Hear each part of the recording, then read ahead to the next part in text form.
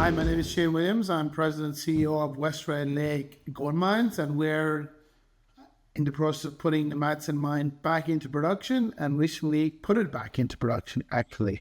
You have announced that. Congratulations, Shane. Look, I just wanted to kind of ask a few questions, if you don't mind, about that decision.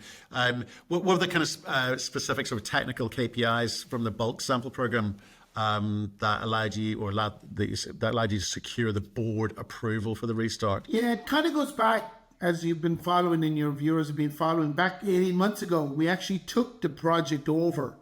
We set ourselves a number of targets that we wanted to achieve, kind of with the board aligned on what we wanted to achieve. Some of that was around, capital that we needed to spend, drilling that we needed to do, underground development that we wanted to get, some capital we wanted to put in place. And so 18 months ago, I laid that out for the board and for what I would want. These are some of the things that I would want to see before I'm ready to go to the board and say that. And the bulk sample was a key part of that. And really that confirms that the resource and the work we've done is falling into place as expected.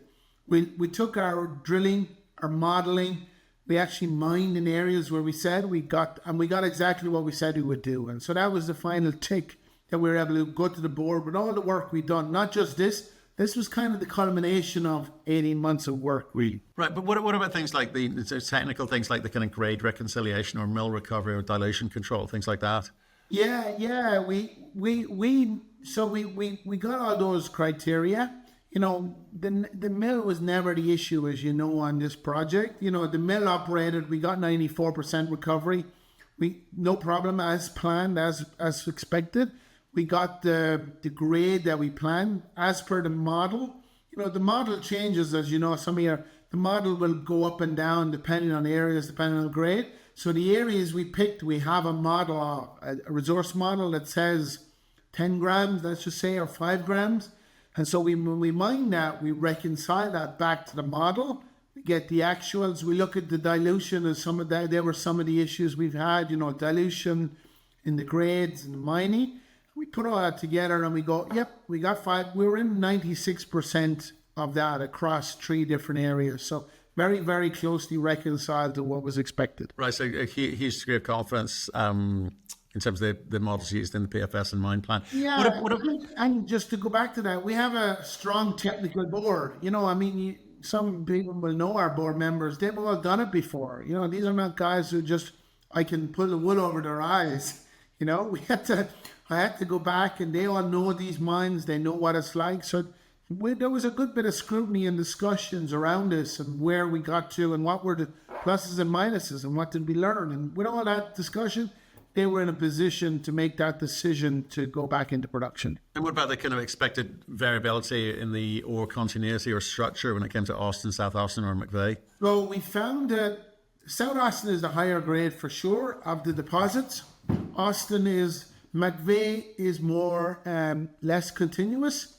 It has always been a more, how would I describe it? It's on a fold nose. It's more complex geology. So that, and it had been mined by the previous operators quite a bit already. So there isn't a lot of material there, but there is some material left over. So both McVeigh and South Austin are higher grade than Austin. Austin is like the bulk of the tonnage and the bulk of the material, but it's kind of, it doesn't have as high a grade as the other 2 areas. Right. And obviously, I think, you've still got some, I guess, legacy thought process from pure gold days. Where people are trying to understand the complexity of this and, have you gone at the right time? Because you yourselves describe the deposit as kind of altered, deformed, reactivated repeatedly. This suggests a kind of structural complexity. How did that kind of affect the approach to the kind of selective mine and grade control? So there's a process in place, really, that there's a model that kind of you need to do in these deposits. And one of it is obviously you need to do the underground development and you need to do this tightly spaced drilling. And so once you have the data of this tightly spaced drilling, this 6 to 8 meter spacings, remember, previous operators did 15 to 17 meter spacing. So you're going very, very, and it's also the angle. It's not just the spacing of the drilling, it's getting the angles and understanding the ore. So when you get those right, you get that data, and then you have to put it into a mine plan, and you have to build an inventory around it. I would say this, gold price has been our friend, let's just say that as well.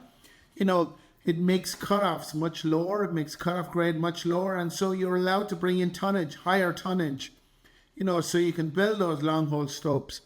Also, pure gold, we're stuck at cut and fill stopes. We're now gone to long hole, so that brings more tonnage around and allows the opportunity. So we also tried to mine around those old remnant stopes. There was a lot of issues around, can we mine next to those stopes? And we're actually able to prove ourselves that we can mine against them, get good recovery, good issues. So we de-risked a lot of issues associated with this bulk sample. All right. And so, I guess to that point, in terms of, I think another phrase that you use, which is called, I think, a geoengineering feedback loop, right? And can you sort of talk us through that in terms of the workflow between the kind of geology, mine plan and operations in real time while you're scaling up? Yeah. In real time. So to do this properly, you need to have drill inventory ahead of yourself. So, most of this year last 2 years we've been drilling. So that gives about 150,000 ounces of material that we call drill inventory. That's been drilled out to the 6 or 8 meter spacings. So that's already drilled out. The development is done. So that goes into engineering group, and they kind of do a first pass engineering loop of it and develop the stopes around this area. Where we're going, how we're mining, how many stopes are here, what size are they, how we get access in. And so once that's designed, it goes back to the miners actually. That gives the miners ideas of where they're doing top and bottom cuts on the stopes, how they're going in there. But as they're going in there, there still has to be sampling taken all the time. Every single round you take samples, you take more samples, and that's going back into your models. So there's this continuous iteration of mining, sampling, feedback into the models, back around. And so that constant feedback has to be refined, and that gives you the final design of your actual long hole stope. So that's a very integral process on doing this mine. It's not just our mine, it's every mine really that has these sort of complex ore bodies need to have that area in place.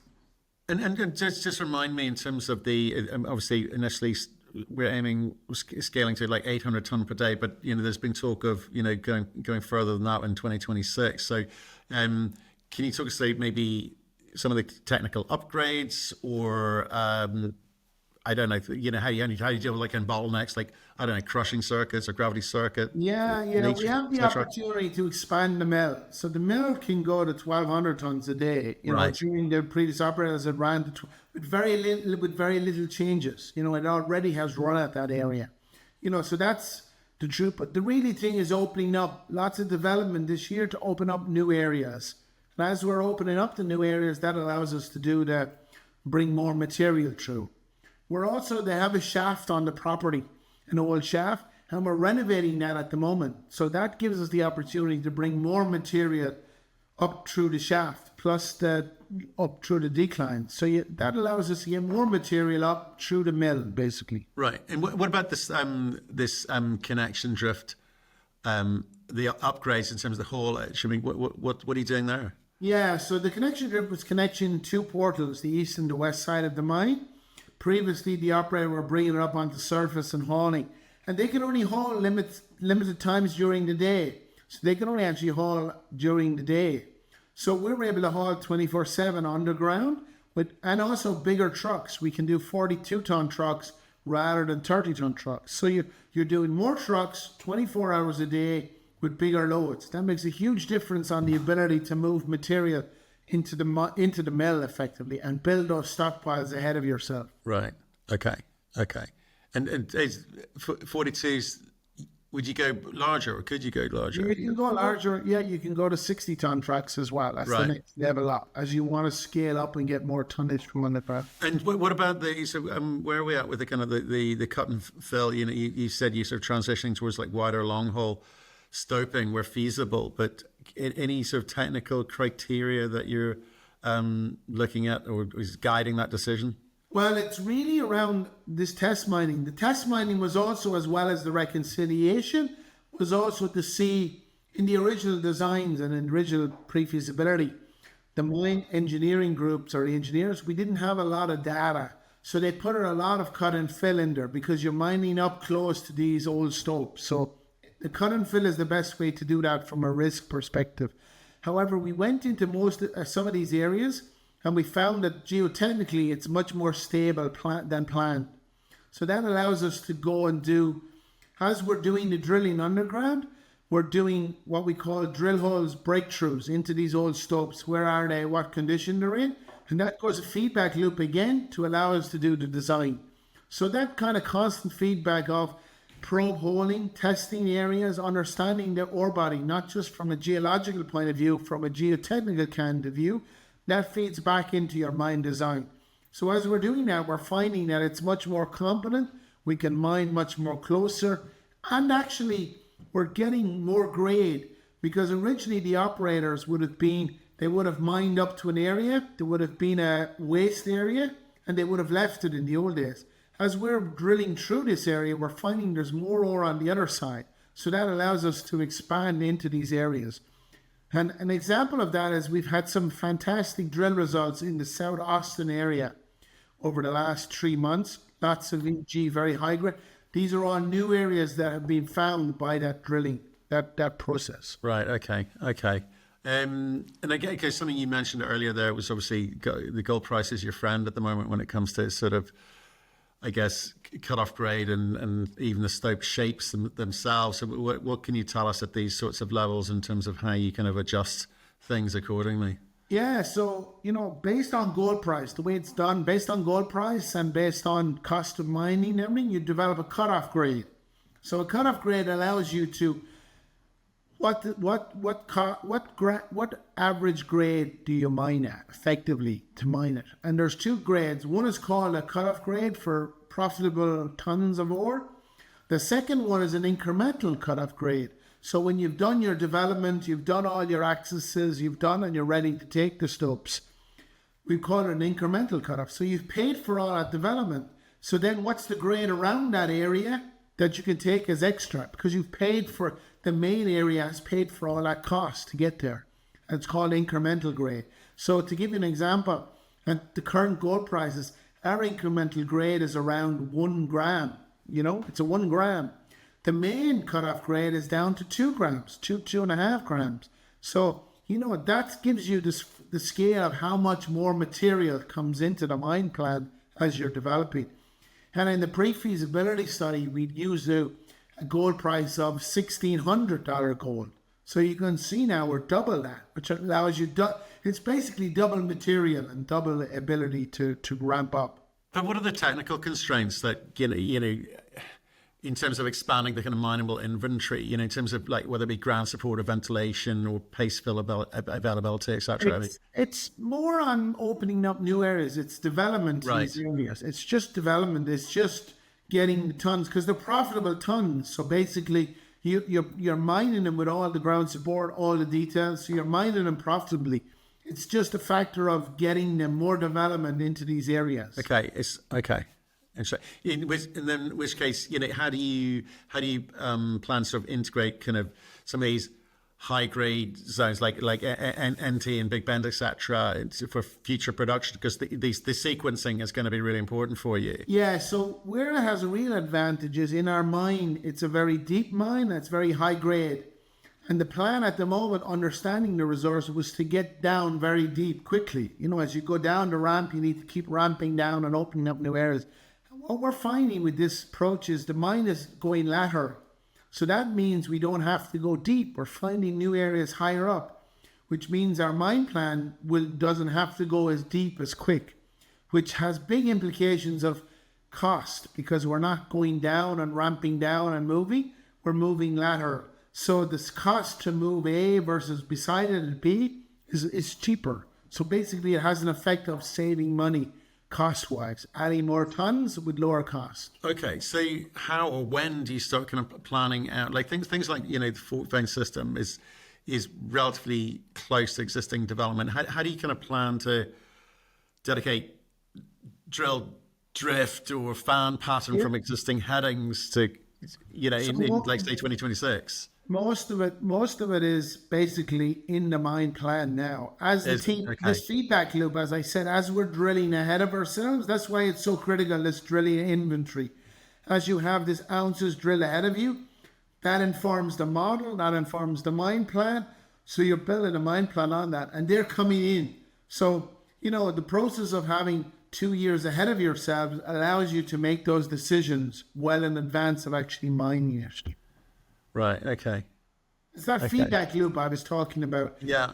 Unless you're ahead of yourself with development, so you can get to the drill areas, so you can drill it, so you can feed back, that's where you get out of control. And, previous operators, if you're not ahead of yourselves, you don't know where you're mining, you don't have ventilation, you don't know where you're ramping, you're just going all over the place. And that's where you can get into trouble, in fact. Okay. So you're now at that point where you're producing. And that's usually where there's kind of re-rate potential. Do you think there's a slight reticence until you kind of ramp this thing up to kind of show what a kind of steady state could look like, or what future potential could look like? We're starting to see the re-rating. Our stock has moved quite a bit since that time. We're starting to see that. I do think now that we're in production, as we say, there will be a wait and see to see, can we ramp up to commercial production, and even after that, can we sustain production? Because the previous operators were in commercial production and they failed after it. So I don't think just getting to commercial production will be the key. I think it will take a little bit longer there. And actually an interesting fact is the previous operators, with all their issues and challenges, they were able to produce gold at just under $2,500 an ounce, even with all the challenges. So when you think of the gold context and the market you're in, if we've done the right work and we're in gold price of 3,500, that gives you a lot of margin, basically, Yeah. The secret is timing, eh? The secret is timing. In this gold business, timing is everything. Well, Shane, congratulations. Fantastic. New producer in the ranks. We look forward to hearing more about it over the coming months. Thank you. Excellent. Thank you very much.